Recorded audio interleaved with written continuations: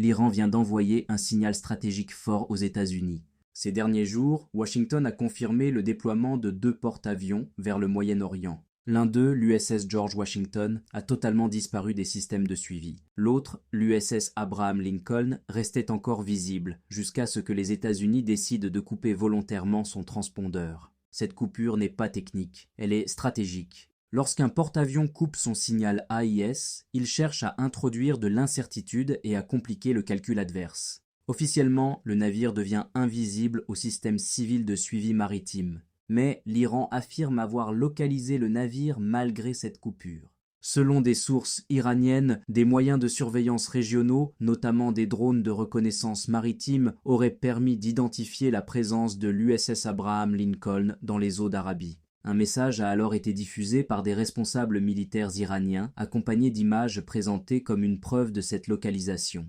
Un message bref, symbolique, clairement dissuasif. Du côté américain, la réaction est prudente. Washington minimise, évoque une simple revendication sans confirmation indépendante. Mais sur le plan stratégique, le message iranien est clair. La coupure des transpondeurs ne garantit plus l'invisibilité. Cette séquence s'inscrit dans une logique de guerre psychologique et de dissuasion où chaque camp teste les limites de l'autre. La situation reste extrêmement tendue et la moindre erreur de calcul pourrait avoir des conséquences majeures.